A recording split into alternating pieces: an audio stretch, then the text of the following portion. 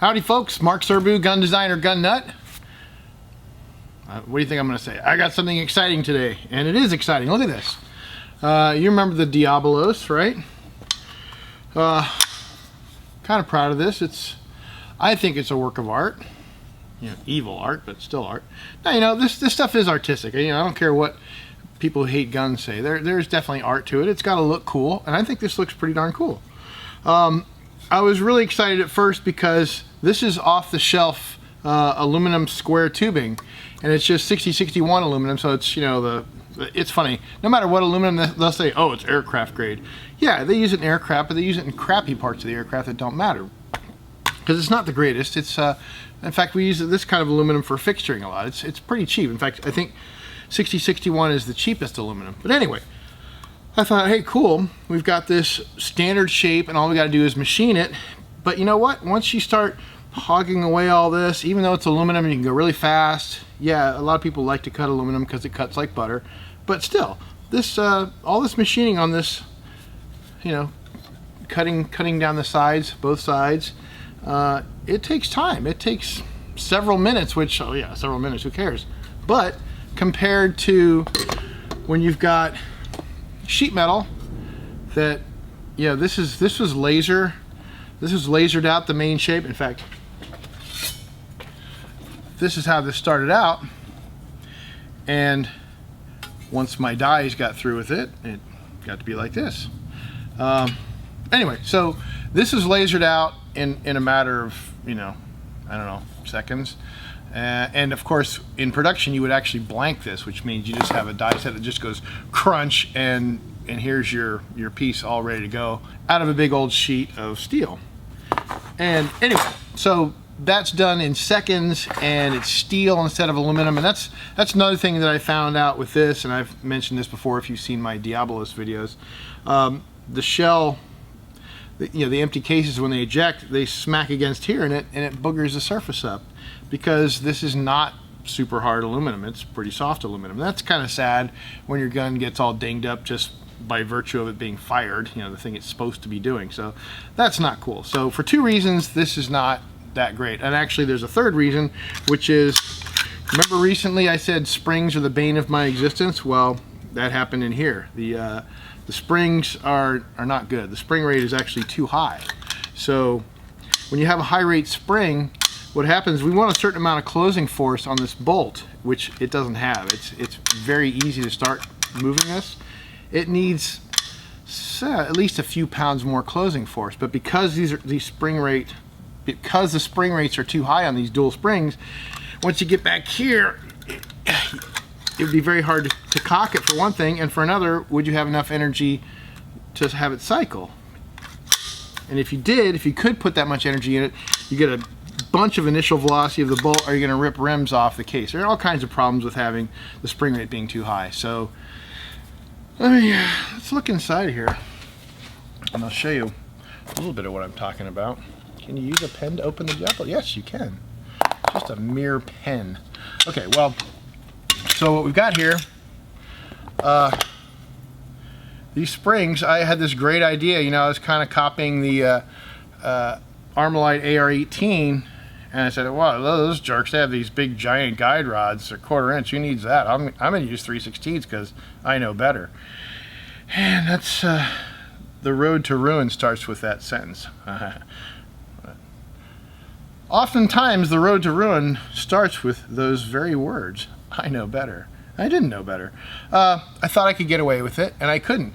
If you saw my spring video, my last video, I mentioned that the smaller the outside diameter of a spring, the higher the rate, and that's just due to geometry. You don't need to know why, just know that it's true.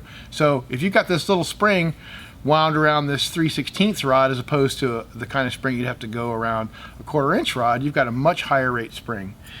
And this gun is not reliable because of this great idea that I had. It's a good idea. Well, sure, you use lighter rods, smaller, everything's more compact, but didn't work. It could have worked, but it didn't. And you know, that's the thing about the arrogance of coming up with your own stuff. It's like, oh, well, I'm cool enough, I can just do stuff that those stoner guys and Arthur Miller guy, what the hell they know.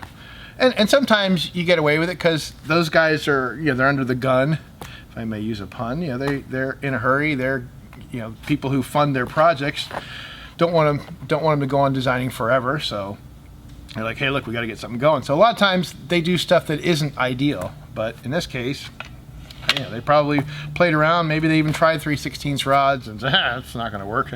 Server's going to find that out in 40 years. Yeah, they didn't know about me.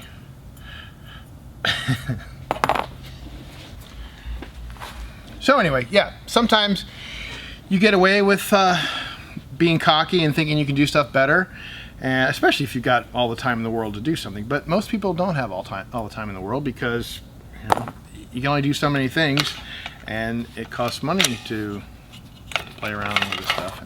So now, here I've got my my springs that are too high rate. So now my bolt carrier is wrong.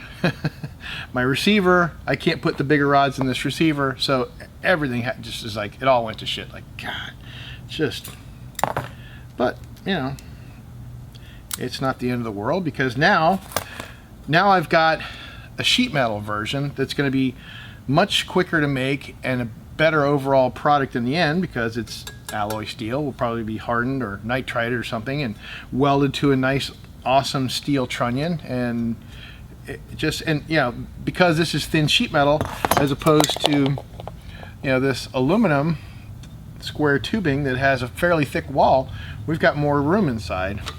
So once you have to go and make the carrier wider, the rods bigger, springs bigger, all that stuff, now you got room in there because you got thin steel as opposed to the big thick aluminum. So win-win all the way around. Yeah, it's just you can see this sucker just barely fits in here with a little bit of clearance. So if this had to be made wide enough to deal with 1/4 inch rods instead of 3/16 rods, I mean, it's pretty obvious. Pretty obvious what's going to happen. So now let's go over to that awesome 200-ton press and see what it's going to do. Alrighty, folks. Are you scared? Because I'm not scared. Well, maybe a little bit. Just a little scared. Okay, so we've got the die in here.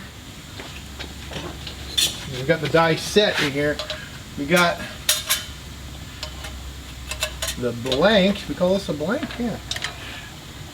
And I'm going to put a little bit of oil on it, because that's what you do.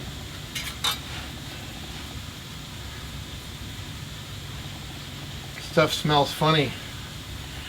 What do they use? What do they put in rear axles, rear ends, differentials? Is that like 140 weight or is it 90 weight? It's been so long since I worked on cars, I have no clue. But that stuff always smelled really weird, right? The stuff you put in your differential. Now, I don't need oil over every square inch of this thing, but it's just easier to do it that way now. Really only need it where the die is doing its job, which is along here. But whatever, like I said, it's easier just to throw it all over. Okay, so put it on there. And this is a little scary, but not super scary. Yeah, guess we're ready to go. Got to fire the thing up first, of course. And do that here. It's kind of noisy. Make sure the camera's going.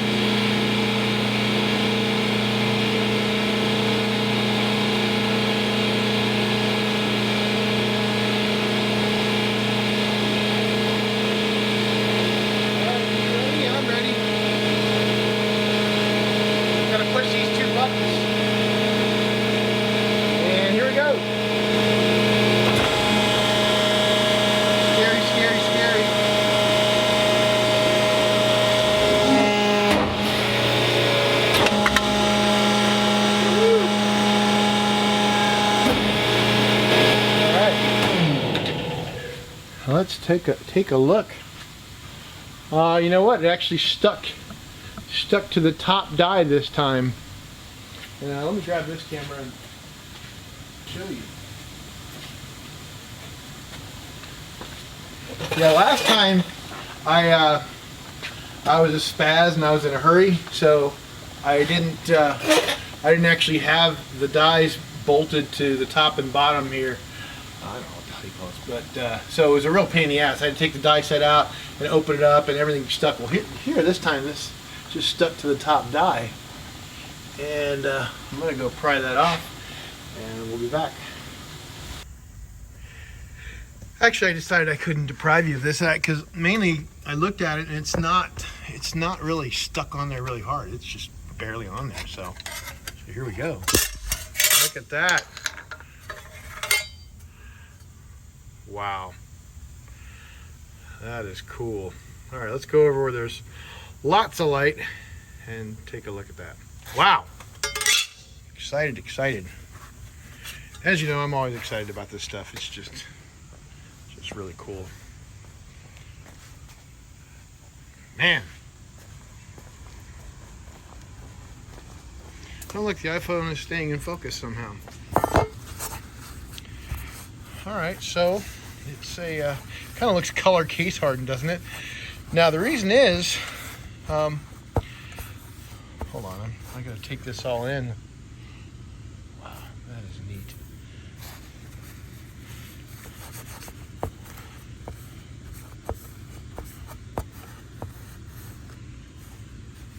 Doing a terrible job of keeping the camera on here because I'm more excited to look at it myself and to let you guys see it. Sorry. That's how it goes.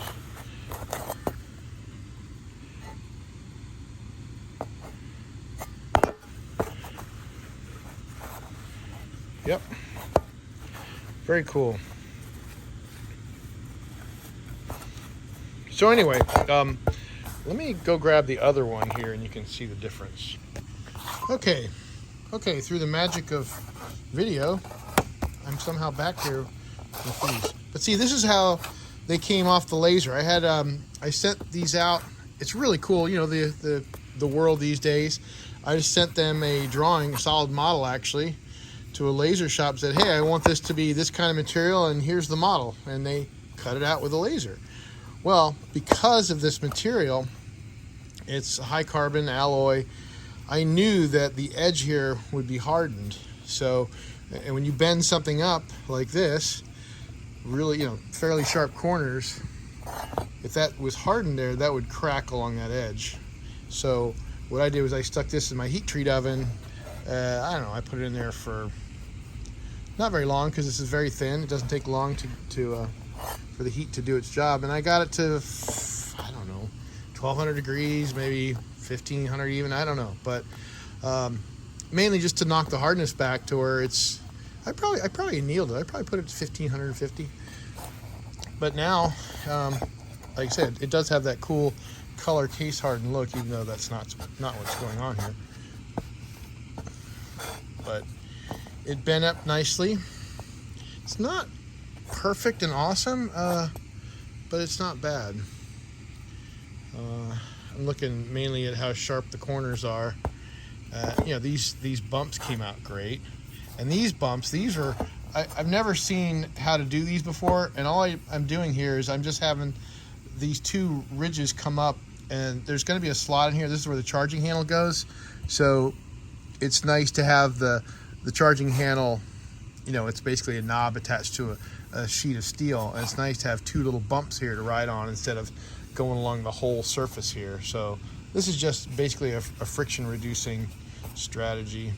But I didn't know how to do it. I mean, these things, it's like, okay, well, you have these bumps in one of your die, and then one of your dies, and the other dies, it just has clearance. So the metal just kind of pushes through and just goes where it's going to go. And these are just bumps that add stiffness, you know, and they do a great job. But these, I said, well, I'm going to displace the surface here by about 20 thousandths. It wasn't a whole lot. So these, I controlled it a lot better. Like I had the male part of the die was exactly this shape, and the female was just very slightly, it was pretty close to the same shape also. So the idea is you're not having it fill out into just a void. It actually filled into a cavity that was, like I said, pretty much the same size. It's hard to explain, but anyway, came out okay. It looks like it's deeper toward the ends than it is toward the middle, but probably just a little tweaking will fix that. But I'm pretty happy with this. Now, of course, to become a receiver, it's got to bend up one more time. So I got to make a die set that goes along in here and crunches it up right now. Coming in a future video. All right, so put this back together. It's not really rocket science, is it?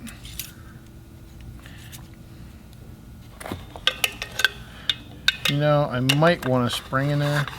Maybe, maybe not.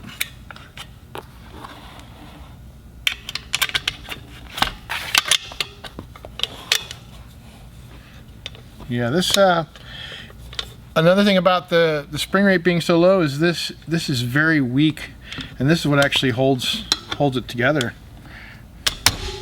I don't know how to do that right yet. Oh, you know what? Here you go. How's that for an idea? Yeah. So you're trying to get that little sucker in there. But it does not have a lot of force because the spring rate is too high, which means too strong here, too weak here. Alright, if you think this is a sexy beast, let me know in the comments. If you think it's gaudy and overdone, let me know that in the comments. If you got any thoughts about just whatever, just let me know in the comments. And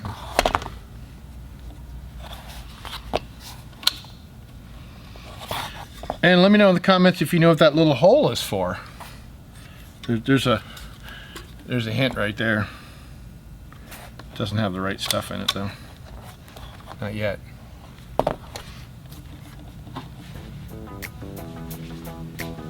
Well, thanks for watching, folks. I always appreciate you. Don't forget to like, subscribe, tell all your friends. You know, all your friends are into stamping sheet metal. They should. More people should like it. It's pretty interesting stuff. But anyway, take care. Catch you next time.